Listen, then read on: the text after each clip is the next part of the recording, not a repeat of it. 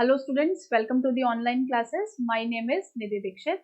Today we will continue with the chapter number 8, that is motion. So students, in the previous classes we have studied about the difference between speed and velocity. We have studied about uniform motion and non-uniform motion. We have plotted the graph of uniform motion and non-uniform motion, and the distance time graph we have studied in the previous class. In the today's class, we will study about the object when we will study about the graph when the object is moving with uniform acceleration.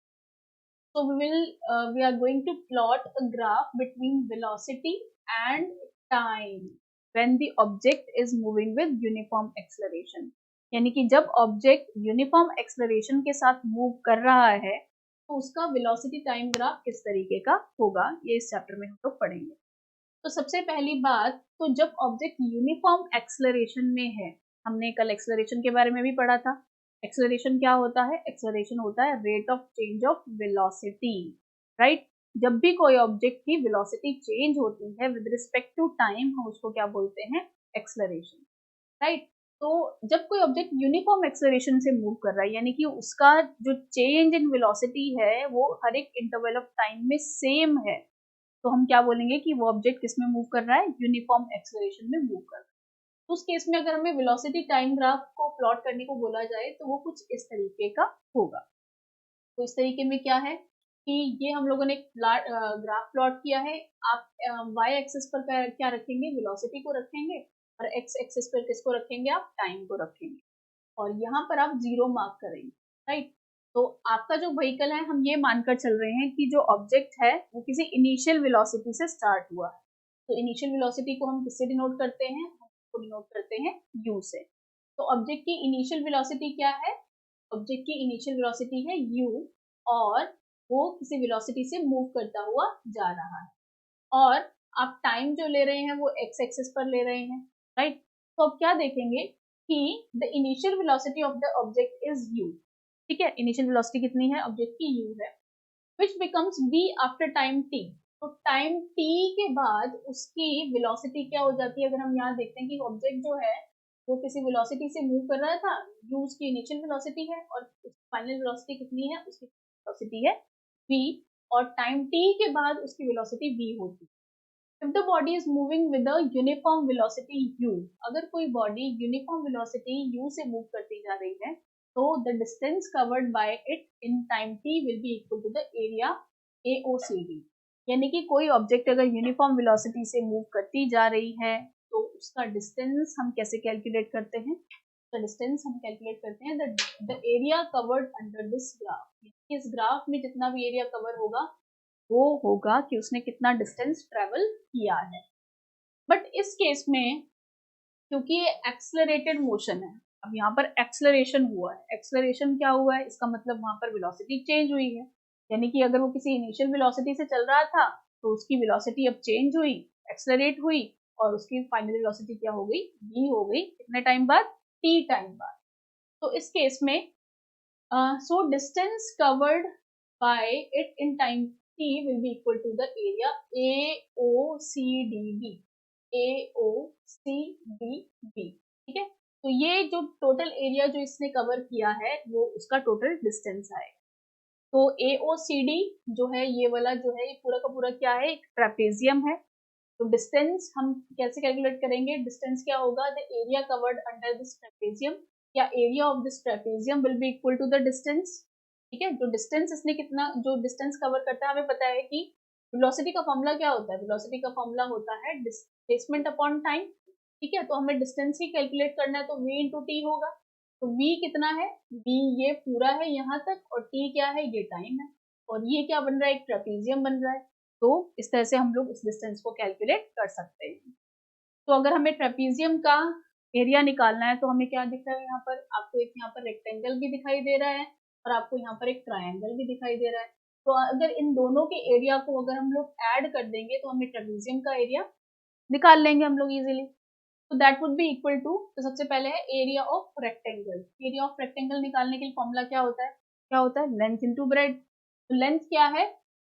AO या OA, और OC ये क्या है हमारे, sorry ये क्या है? Bread है, और ये क्या है?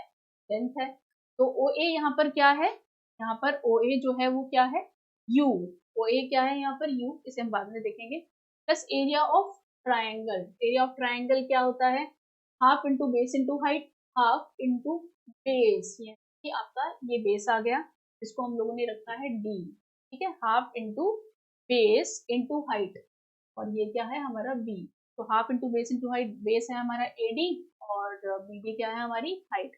तो इस तरह से हम लोग डिस्टेंस को कैलकुलेट कर सकते हैं। अब यहाँ पर OC और AD जो है वो पैरेलल है एक दूसरे के, OC और AD जो है वो एक दूसरे के क्या है, पैरेलल है। तो पैरेलल है तो इसका मतलब which is equals to U, ये किसके इक्वल है, इसको हम क्या मान रहे हैं यू। तो BD क्या होगा, BD, और BD क्या होगा, BD is equals to BC minus CD। BD, BD किसके इक्वल है, BC माइनस CD को हम क्या बोल सकते हैं, BD बोल सकते हैं, यस बोल सकते हैं। तो इस तरह से हम फॉर्मूले को किस तरह से कैलकुलेट करेंगे, OA into OC, OA into OC, OA यहाँ पर क्या है U, OA क्या है यहाँ पर, OA यहाँ पर क्या है U इंटू OC क्या है यहाँ पर T, तो UT plus AD, half into AD क्या है यहाँ पर, AD क्या है T, कि वो टाइम है। और BD किसके इक्वल है, BD क्या है, हम कह सकते हैं कि BC minus CD, BC total क्या है हमारा, BC है हमारा V, और CD किसके इक्वल है हमारे U के इक्वल, तो V माइनस U इसको हम लिख सकते हैं, यस लिख सकते हैं। तो इस तरह से हमारा फॉर्मूला क्या बन जाएगा, V माइनस U यहाँ पर आ जाएगा। तो इस तरह से ये आपका फॉर्मूला बन गया है। अगर हम इसको आगे करके देखें तो इस तरह से ये हमारा फॉर्मूला बनकर तैयार हो गया हमारे पास, right. If uniform acceleration of object is a, अगर हम लोग यूनिफॉर्म एक्सेलरेशन को ए से डिनोट करते हैं, अगर हम यूनिफॉर्म एक्सेलरेशन को ए से डिनोट करते हैं तो क्या होगा, ए हमें पता है किसके इक्वल होता है, v minus u upon T के इक्वल होता है, ये हमने लास्ट क्लास में पढ़ा था। और v माइनस यू इसके इक्वल हो जाएगा, a इंटू टी के इक्वल हो जाएगा, या हम कह सकते हैं कि v is equal to u plus a t. इस तरह से हम लोगों ने ये इसके अंदर एक फॉर्मूले को निकाल लिया। अब हम इस वैल्यू को, putting the value of v minus you in equation 1, अब v माइनस यू को हम लोग इस इक्वेशन में इसकी वैल्यू को पुट करेंगे। तो v माइनस यू किसके इक्वल है, 80 के इक्वल हो जाएगा, ठीक है। v माइनस यू अगर हम यहाँ निकालें तो किसके इक्वल है, 80 के इक्वल है। यहाँ पर अगर हम इसका वैल्यू पुट करते हैं, s is equals to ut as it is रखेंगे, प्लस यहाँ हमने रखा था v minus u, v minus u के इक्वल क्या हो जाएगा, 80 हो जाएगा, t पहले से ही यहाँ पर था। तो हमारी क्या इक्वेशन निकल कर आती है, s is equals to ut plus half a t square. तो कोई ऑब्जेक्ट अगर यूनिफॉर्म एक्सेलरेशन में है, ठीक है, यानी कि उसकी rate of change of velocity हर एक इंटरवल ऑफ टाइम पर सेम है, इन दैट केस जो आपका डिस्टेंस कवर्ड होगा वो क्या होगा, s is equals to ut plus half a t square, ये आपको याद रखना, राइट। इस तरह से इसको भी पढ़ा। अब आता है कि putting the value of t in equation 2। अब ये जो इक्वेशन 2 हमारे पास है, इसके अंदर अगर हम वैल्यू को पुट करते हैं तो t is equals to v minus u upon a हो सकता है, इसको हम लिख सकते हैं। कैसे लिख सकते हैं इसको, ये कहाँ से आया, तो हमने देखा था कि v is equals to u plus a t होता है, ठीक है। तो t किसके इक्वल होगा, v minus u is equals to a t हो जाएगा। तो t किसके इक्वल हो जाएगा, t हो जाएगा v माइनस यू अपॉन ए के बराबर, ठीक है। अब हम इस इक्वेशन में, जो कि हमारी सेकंड इक्वेशन है, इसके अंदर हम वैल्यू पुट करते हैं, s is equals to u as it is है हमारा, इंटू टी, टी की वैल्यू हमने क्या पुट कर दी यहाँ पर, v minus u into a put कर दी, अभी हम लोगों ने निकाल लिया, प्लस हाफ, हाफ वैसे का वैसे है, इंटू ए, ए भी वैसे का वैसे है, और t की वैल्यू हमने फिर से पुट करी यहाँ पर। t की वैल्यू क्योंकि वहां पर t का स्क्वायर था तो हमने पहले t की वैल्यू पुट करके उसका स्क्वायर लगाया यहाँ पर। स्क्वायर लगाने के बाद हमने क्या किया, s is equal to u into v minus u square on a आया, प्लस हाफ, ये हाफ हमारा यहाँ पर अभी भी है, इंटू ए। तो ए को हम लोगों ने क्या किया, नीचे रखा 2a, हम लोगों ने a को नीचे रख, a से a जो है वो कैंसिल हो रहा है यहाँ पर, आप देख सकते हैं। तो a इंटू ए हम लिख सकते हैं इसको, एक a से a कैंसिल हो जाएगा, नीचे हमारे पास बच जाएगा 2a। और b स्क्वायर, जो a माइनस बी का स्क्वायर का जो फॉर्मूला होता है वो क्या होता है, a square plus b square minus 2ab होता है। तो यहाँ पर भी हम वही फॉर्मूला लगाएंगे, v square plus you square minus 2uv, इस तरह से हमारा निकल कर आया। अब हम क्या करेंगे, अब हम लेंगे 2as, ये जो इसको अगर हम सॉल्व करेंगे तो हमारे पास जो फॉर्मूला आएगा वो 2as is equals to v square minus u square निकल कर हमारे पास आएगा। V square minus u square is equals to 2as हो जाएगा, और v square is equals to u square plus 2as हो जाता है। तो इस तरह से हम लोगों ने फर्स्ट इक्वेशन भी देखी, कौन सी, v is equals to u plus at वाली भी देखी इक्वेशन, ये फर्स्ट इक्वेशन ऑफ मोशन है। सेकेंड इक्वेशन ऑफ मोशन क्या है, s is equals to ut plus half at square, ये भी हम लोगों ने देख ली, सॉल्व की है हम लोगों ने अभी। और तीसरी है हमारी v square is equals to u square plus 2as। तो ये तीनों क्या है हमारी थ्री इक्वेशंस ऑफ मोशन। तो मोशन चैप्टर के जो आपके न्यूमेरिकल्स होंगे वो इसी के ऊपर बेस्ड होंगे। आगे चलते हैं हम।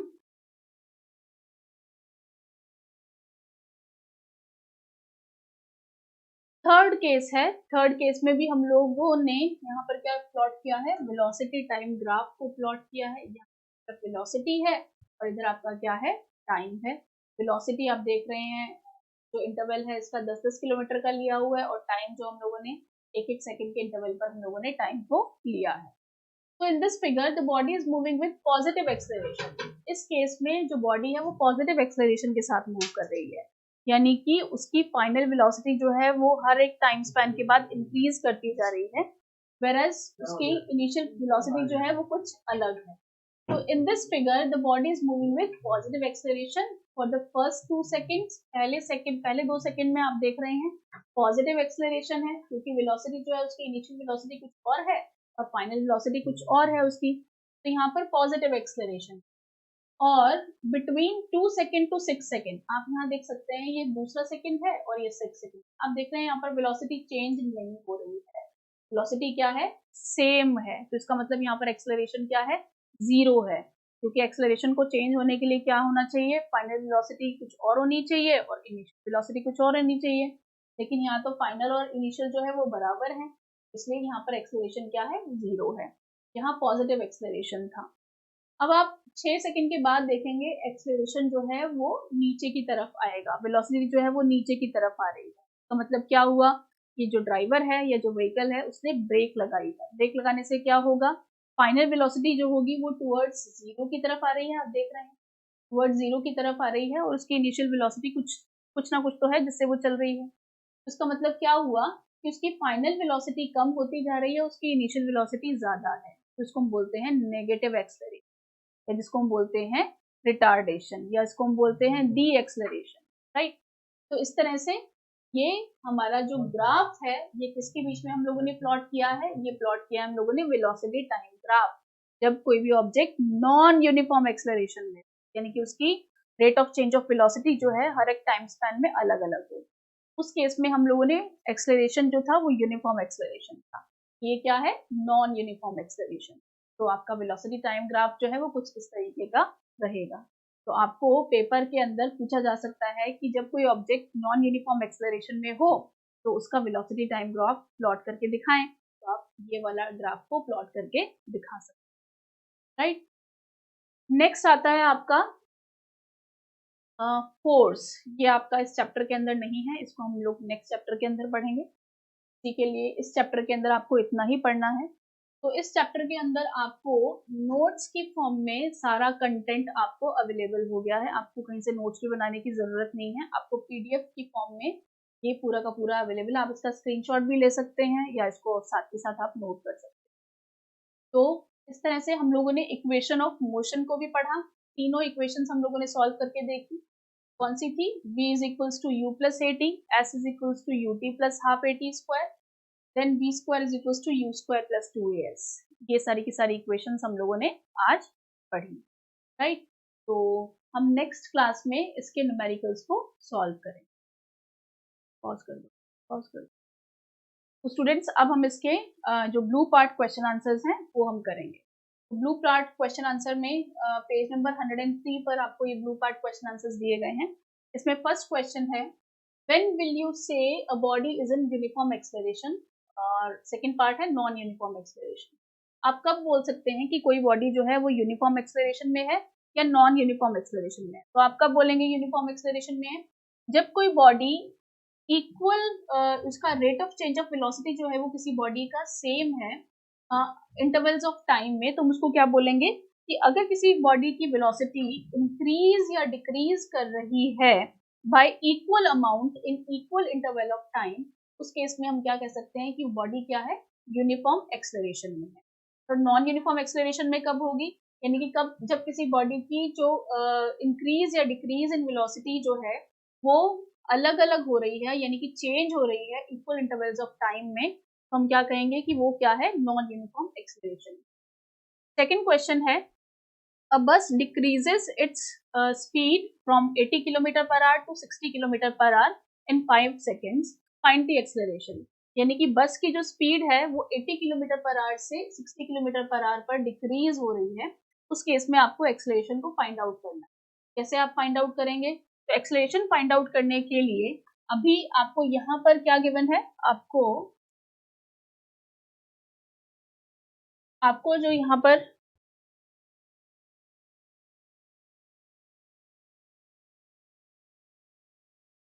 तो चलिए पहले हमें इस केस में क्या करना पड़ेगा, पहले हमें यहाँ जो स्पीड हमें गिवन है किलोमीटर पर आवर में, पहले हमें उसे मीटर पर सेकंड में चेंज करना पड़ेगा। तो हमने वीडियो में पढ़ा भी था कि किलोमीटर पर आवर को हम मीटर पर सेकंड में किस तरह से चेंज करते हैं। तो आप मुझे बताएं किस तरह से चेंज करते हैं। चेंज करने के लिए हम क्या करते हैं कि किलोमीटर पर आवर को अगर हमें मीटर पर सेकंड में चेंज करना हो तो हम क्या करेंगे, उसको हम लोग मल्टीप्लाई कर देंगे 5/18 से मल्टीप्लाई करेंगे 5/18 से। अब यहाँ पर 80 किलोमीटर पर आवर गिवन है आपको, तो आप उसको मीटर पर सेकंड में कैसे चेंज करेंगे? मीटर पर सेकंड में चेंज करने के लिए आप लोग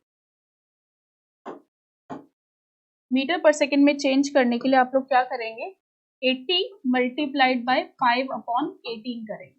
ठीक है, सिमिलरली आप लोग 60 किलोमीटर पर आवर को आपको चेंज करना है तो 80 मल्टीप्लाइड बाय 5/18 करेंगे।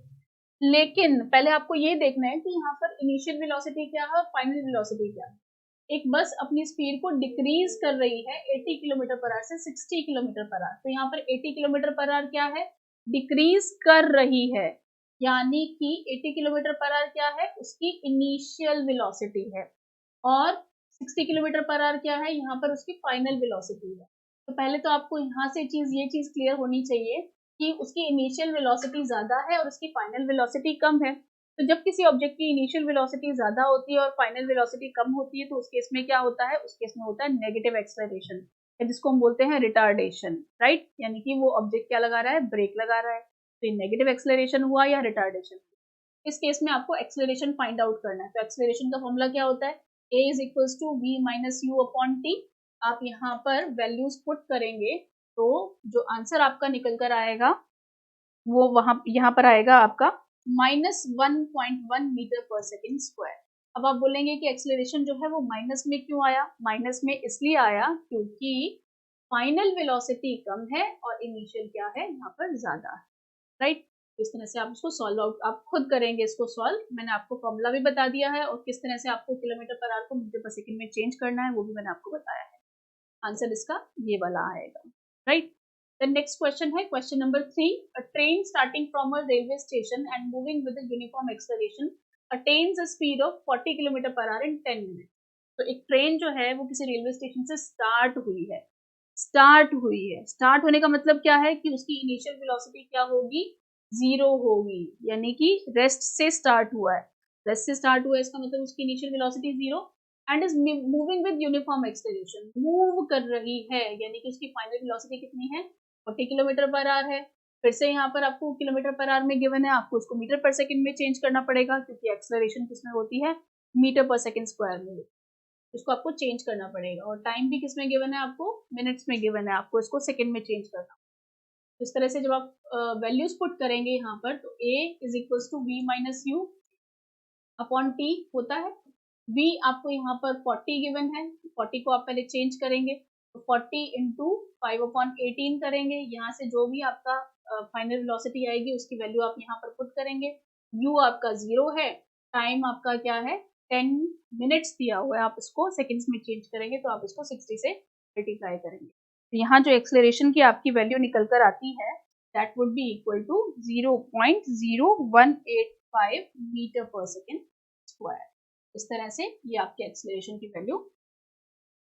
तो ये था 103 पर आपके जो न्यूमेरिकल्स गिवन थे। अब हम नेक्स्ट पेज की तरफ चलते हैं।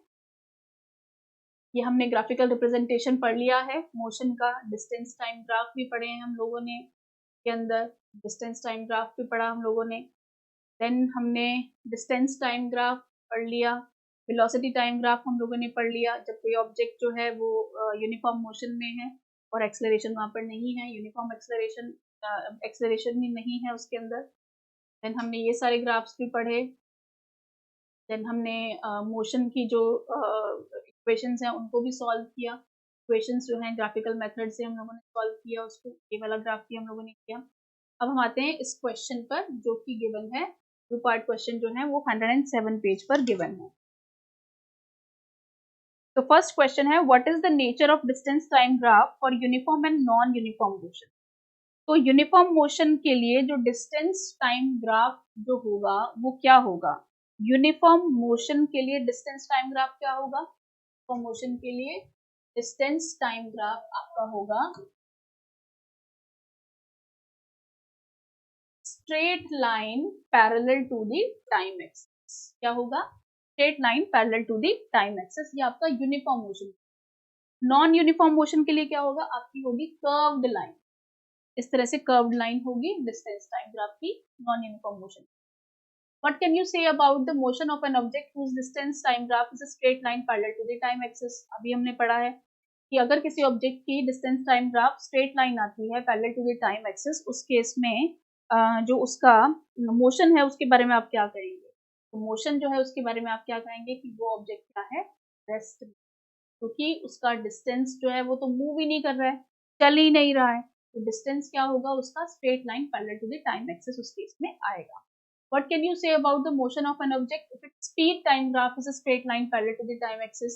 अगर किसी का speed time graph straight line parallel to the time axis है तो उस केस में क्या होगा, स्पीड जो है वो मतलब कि कांस्टेंट स्पीड से चलता हुआ जा रहा है, टाइम स्लॉट अलग अलग है और स्ट्रेट लाइन में मूव किया जा रहा है। इसका मतलब क्या है, ऑब्जेक्ट यूनिफॉर्म मोशन में है।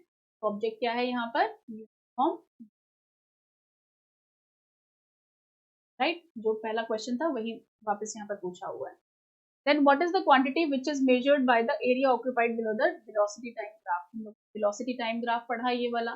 तो area occupied by this velocity time graph, इसको हम क्या बोलते हैं, इसको बोलते हैं distance, कि कितना distance उसने कवर किया velocity time graph के अंडर। तो इस तरह से हमारा ये जो चैप्टर है इसके जो ब्लू पार्ट क्वेश्चन है, एक और रहा है हमारा 109 पेज पर गिवन है ये हमें।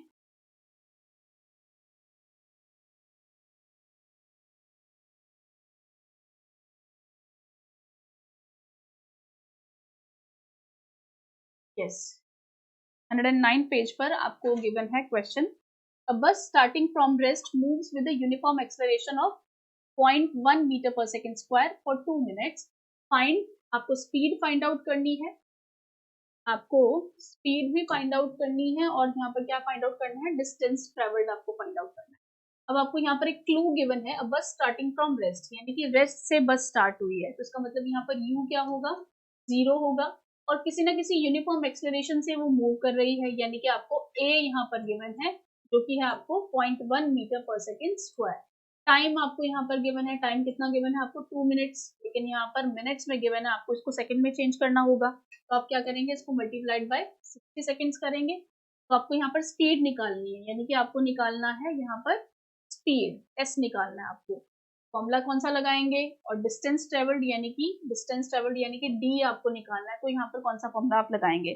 तो स्पीड कैलकुलेट करने के लिए हम किस तरह का फॉर्मूला लगाएंगे, तो स्पीड कैलकुलेट करने के लिए हम यहाँ पर फॉर्मूला जो लगाएंगे कि v is equal to u plus a t, ठीक है।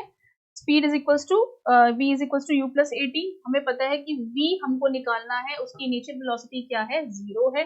हमें एक्सेलरेशन क्या गिवन है, 0.1 metre per second square given है। टाइम हम यहाँ पर लेंगे 2 इंटू 60 सेकेंड्स। तो आपकी जो वेलोसिटी है, अगर आप इसको सॉल्व करेंगे, आप इसको खुद सॉल्व करेंगे, आंसर मैं आपको बता रही हूँ, आप इसको खुद सॉल्व करेंगे, वेलोसिटी जो वैल्यू आएगी वो 12 मीटर पर सेकेंड इसकी वैल्यू आएगी, यानी उसकी ये फाइनल वेलोसिटी। अब आपको यहाँ पर डिस्टेंस ट्रेवल्ड भी निकालना है। तो डिस्टेंस आप कैसे निकालेंगे, तो डिस्टेंस निकालने के लिए आप s is equals to u t plus half a t square वाला फॉर्मूला लगा सकते हैं, क्योंकि यहाँ पर आपको इनिशियल वेलोसिटी भी गिवन है, टाइम भी गिवन है, एक्सेलरेशन भी गिवन है। तो s is equals to initial velocity यहाँ पर 0 है, टाइम गिवन है, हम आप इसकी वैल्यू पुट करेंगे, प्लस हाफ इंटू एक्सेलरेशन आपको गिवन है, टाइम की वैल्यू आप पुट करेंगे। तो जो डिस्टेंस यहाँ पर निकल कर आता है उसका आंसर है 720 मीटर, राइट। क्या है, 720। इस तरह से आप लोग डिस्टेंस को और वेलोसिटी को कैलकुलेट कर। तो आज हम लोग इतना ही करेंगे। नेक्स्ट क्लास में हम लोग जो रिमेनिंग न्यूमेरिकल्स हैं उनको हम कवर करेंगे। Thank you.